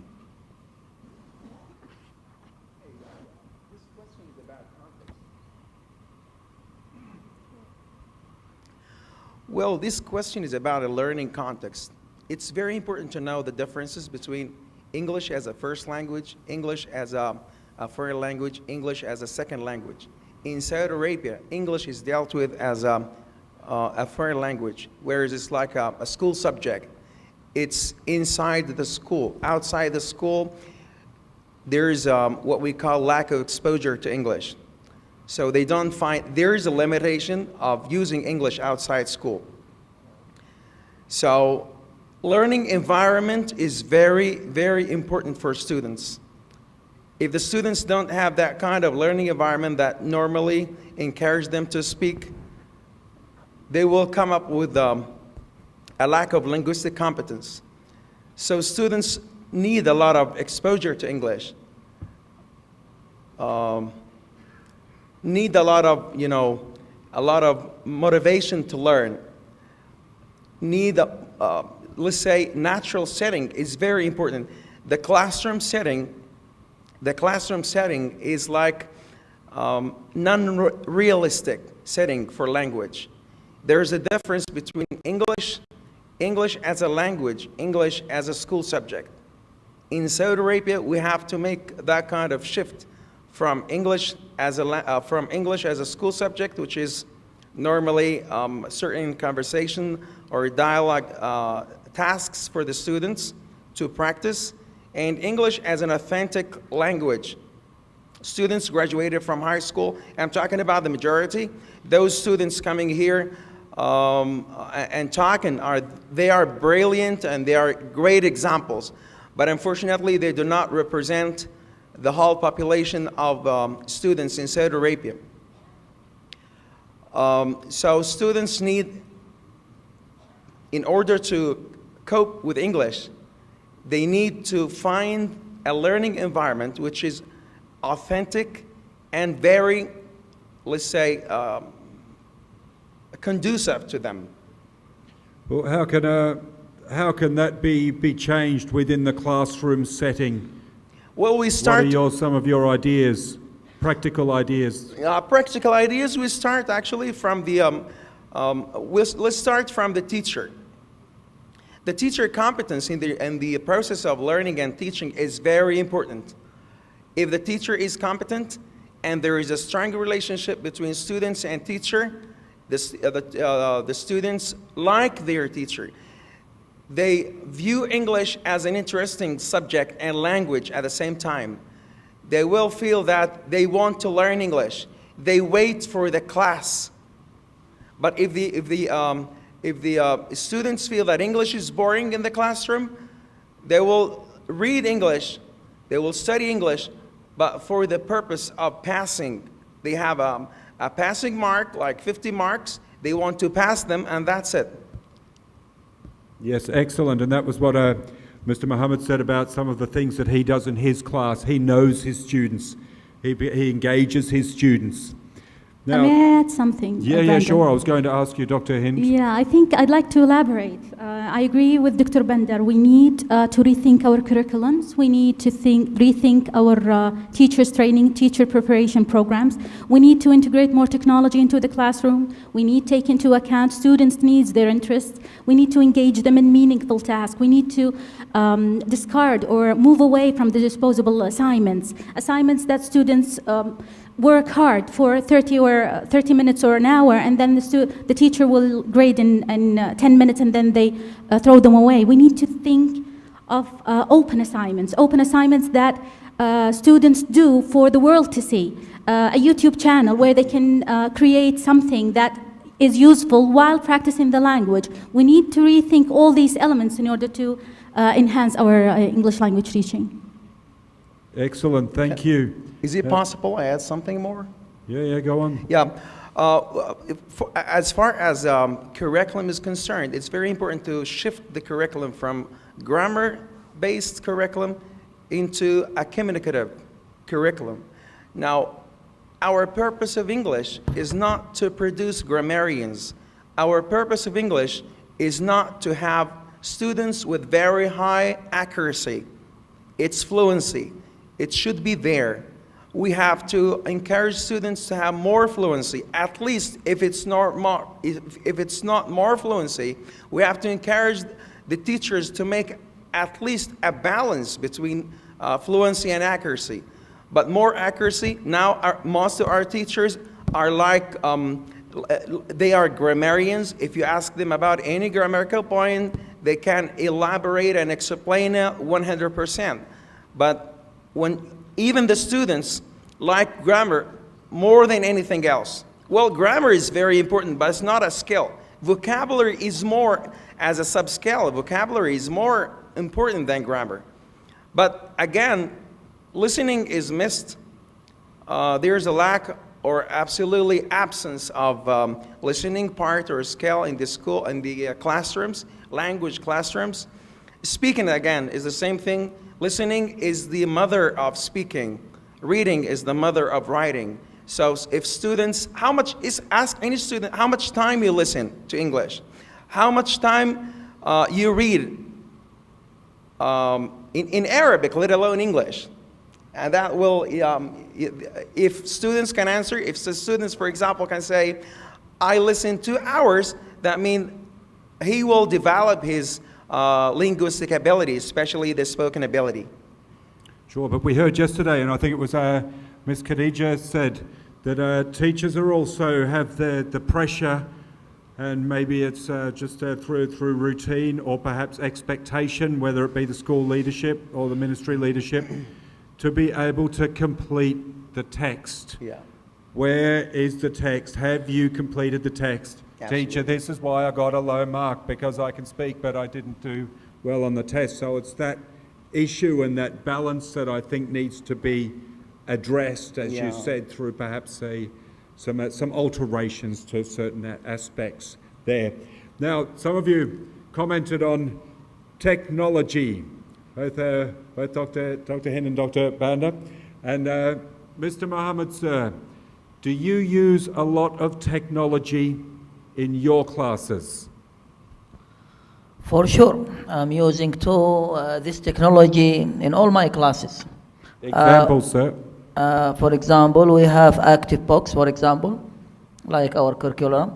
In this active book, you will listen to native speakers, and also the students can make a kind of participation in the class, and you will show them their answers if they are correct or they had mistakes, something like that. And also, I have talked before that I use many applications, mobile applications, for example, either from the Google Store or App Store, Google Play or App Store. And I think, to sum up, technology is very important, but we shouldn't depend on technology itself. Okay? Yeah. We have to share many other ways. Okay? So, is it for just to something arouse here, is it better to let the student listen to the active book, or to bring, for example, a native speaker in front of him, and this is a kind of e-learning or face-to-face learning? I think face-to-face learning, it will be something more effective in this kind of learning. Okay, and maybe I have to add something about what my brother said here about grammar, and that most of students know grammars. That's really, as Chomsky said, that in lab, that each child has a majority of grammar, but he has just less vocabs or something like that. So I think our job in school is to make students know grammar, and they know that, okay? And they have to use and the vocabs, for example, the vocabularies in their outside school, as much as they practice English outside with their classmates or other in the hospital or something like that. I think this motivation will be arising. That's what I think. Excellent, thank you. So a balance between the technology and the face-to-face. Dr. Hind, in the university environment, you can also comment on the school environment. Yeah, should technology be more integrated into the classroom? Definitely, it should, definitely. I'm passionate about technology, but I know that technology is only a catalyst. Pedagogy is the real driver here. Technology is part of our daily lives now. It's part of our students' daily life. It's embedded in our lives. And it offers this huge opportunity for ubiquitous learning anywhere, anytime. What we need to focus on is choosing the right resources, because there are a lot of resources for our students, and it's a daunting job to find the suitable app or the suitable website. So it's part of the literacy, of this century literacy, to teach the students where to go, which resources they should use, and why. Yes, definitely, integrating technology is a must. Are you able to provide us with a couple of examples of any resources or websites you recommend? I'm actually presenting a workshop on mobile learning and teaching. So I hope you're all invited to attend. Yes, you are, at 12 o'clock. It was going to be in room B. It was room B, yes? Yeah. So if you want to learn more about mobile and integrating technology into the classroom, go along and have a listen to Dr. Hind at 11:45. Now, Dr. Banda, you see and visit a lot of classrooms. Sure. Yes, do you see differences in those classrooms on the amount of technology used? Yeah, definitely. What do you see? Do you see as one way being more effective, as heavily influenced by technology, or a way that's heavily concentrated on teacher without the technology? What are your thoughts? Well, technology nowadays is like a lifestyle. You cannot, I feel it's, students are online students now. They are connected to the internet, they are connected with technology. But it's very important to know that technology cannot replace a teacher.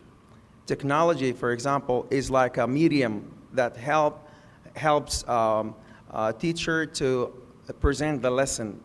It's like a means to facilitate the lesson, but does not replace the teacher. The usage of technology or the implementation of technology differs from one teacher to another.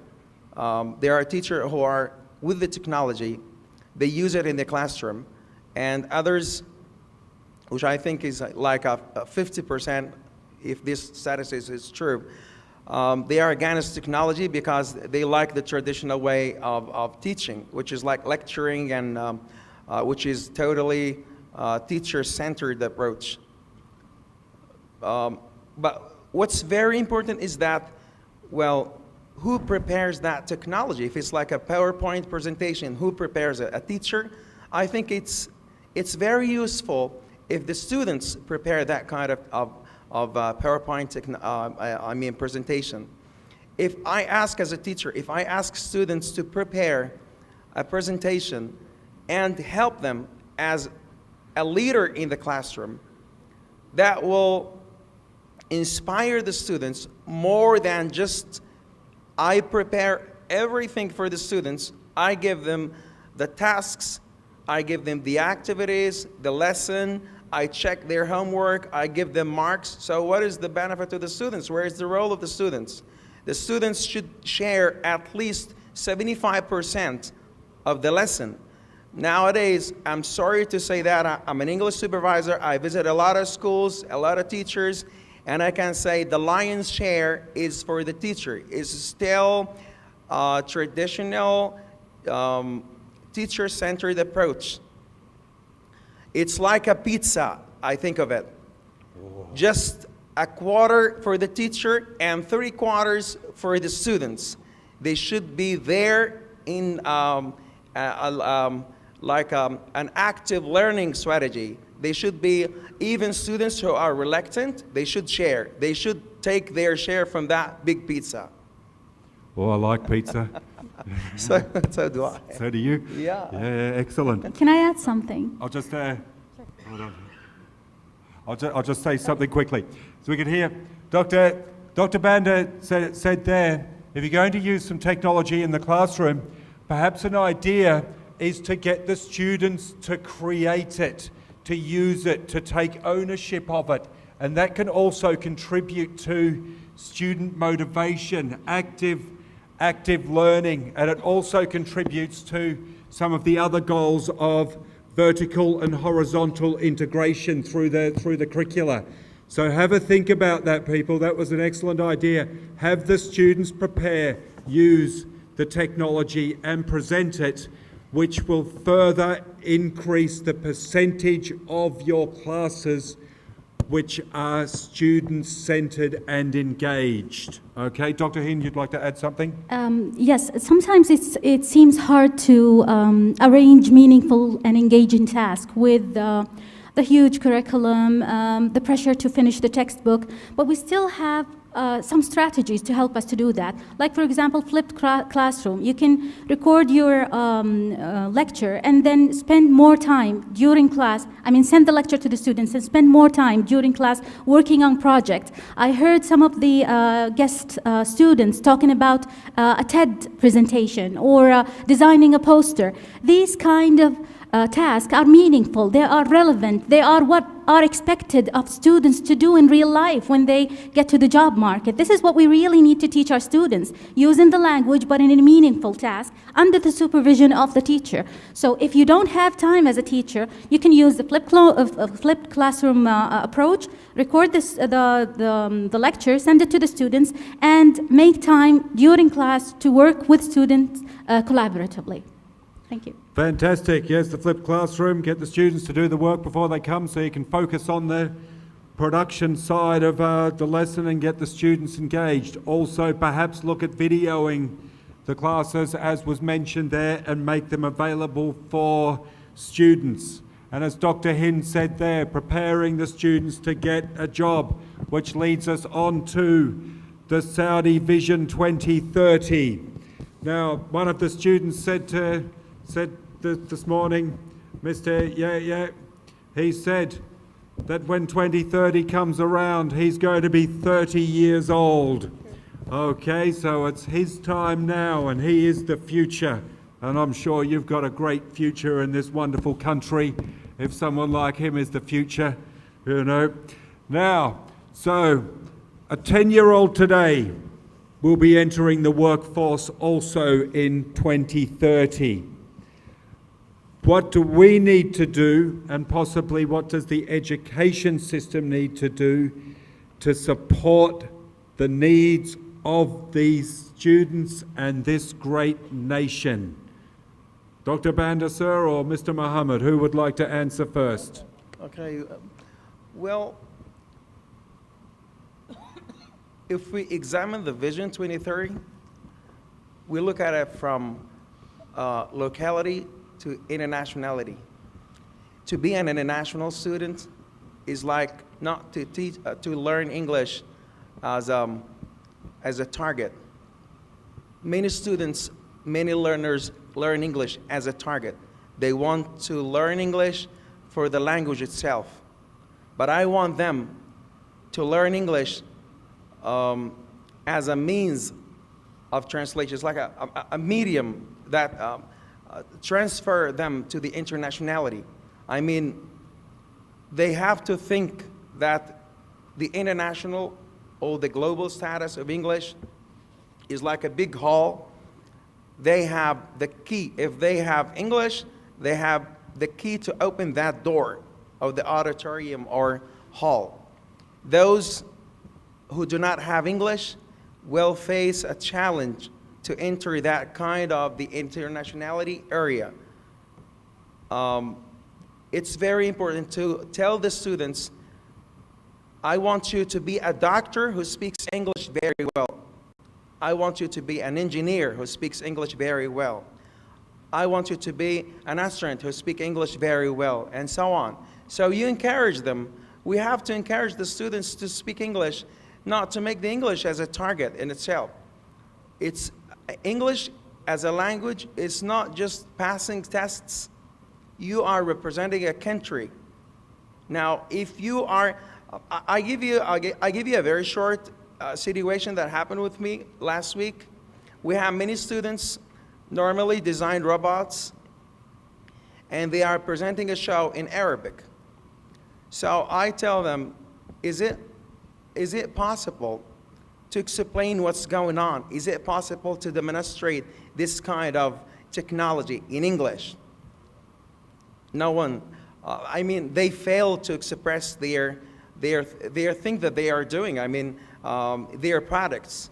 So if they are preparing robots for an international, let's say, matches, or to represent a country, and they cannot speak English, here is the language barrier, which is supposed to be tackled with, and was supposed to be put under consideration, and we help them to learn. Actually, we help them to learn to express themselves.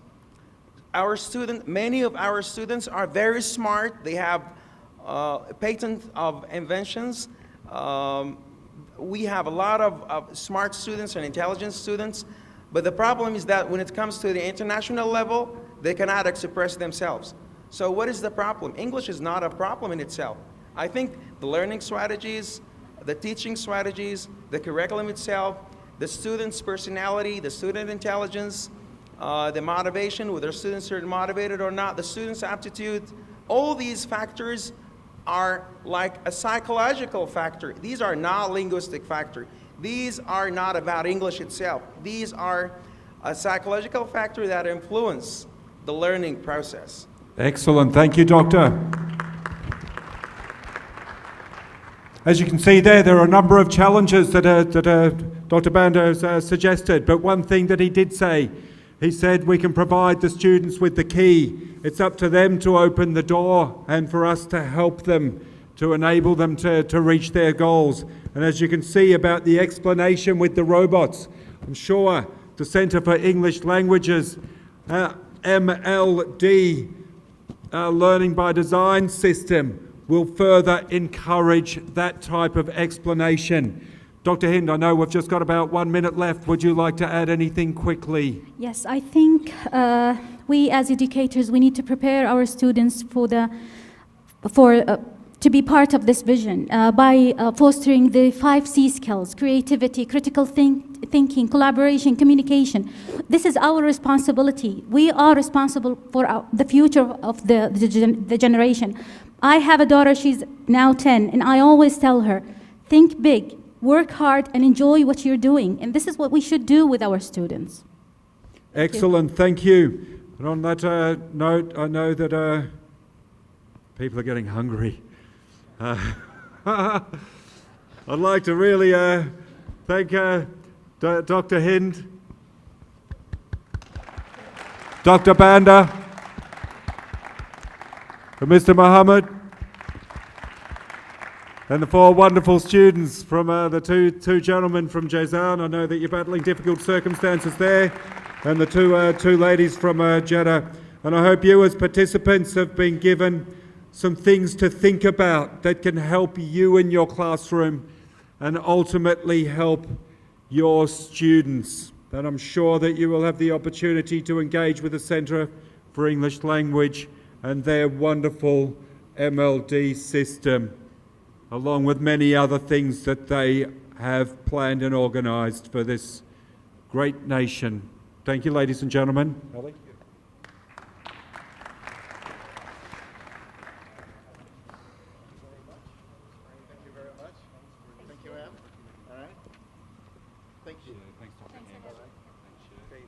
All right, we have half an hour break right now for coffee and something to eat.